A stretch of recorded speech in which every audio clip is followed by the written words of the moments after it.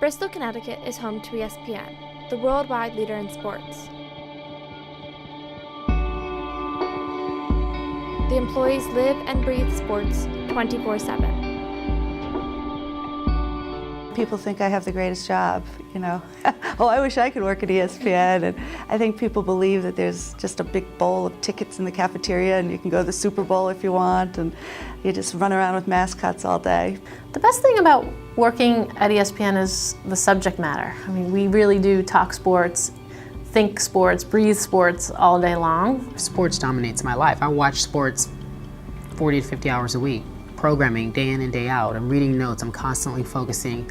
You know, it's the section of the newspaper I would read first, the sports section. It's what I watch on TV. And it's certainly what I do in my downtime. It's, you know, it's workout, it's go for a run, it's play golf. The people are the best thing about working at ESPN by far. Passionate about what they do, smart. It really is honestly a fun place to work. I'm a part of a group that has a lot of influence and a say in the world today. Media is a very powerful tool, and if you don't use it correctly, it can be used for bad and not good. And here at ESPN, I believe everything that we put on the air, we're making a change, we're making a difference, we're informing, we're also entertaining, and when you can do the two and do them well, that's amazing. Though the sports industry is portrayed as male-centric, there are many important women both in front of the camera and behind it. Working in a male-dominated industry is interesting, because I have to say, when I first joined ESPN and I first started in the sports industry, I didn't really think about it that way. I didn't really think about, oh gosh, I'm entering a male-dominated industry. It was more, again, the subject matter. We are equals, if not smarter, and I think that probably is the woman's plight. Asserting herself, showing that she is equal and she is on equal footing, because it's not there yet, but almost.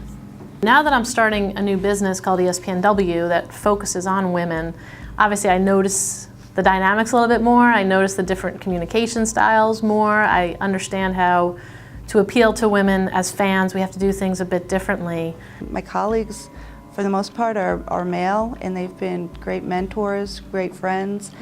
But there's a difference. When I can sit and talk with a woman, I notice it, that sometimes it's just different. Even little chit-chat. I was just talking to a woman and we started talking about kids. Very rarely do I get into kids when I'm talking with men. I think the future for women in sports is really bright. You know, when you just look at ESPN as a company, we certainly have more women in leadership positions than ever before. We have more women in decision-making roles than ever before, and I think that's, you know, we're leaders in that regard. But that's where the industry is going to go. You know, more and more you have to reflect your fan base. You have to reflect, you know, the culture at large. And so more and more women and girls are playing sports. More girls grow up loving sports like I did. And it's more a part of who we are. I'm telling you, I'm pioneering for the next young lady who has to sit in the desk behind me. When she sits at that desk, things will be different. They'll know what to expect. I think it's already changed. It's changed since I worked here in the early 80s. Women are so much more involved in sports, interested in sports, given a chance to succeed. I do think Title IX had something to do with that. And I see more and more women coming in who are just every bit as passionate about sports as the men we're hiring. Women just have to keep pushing, you know, want to be in sports, and then really be ambitious to get to the top. I hope that it no longer is a discussion about whether or not we have enough women at ESPN. It just is.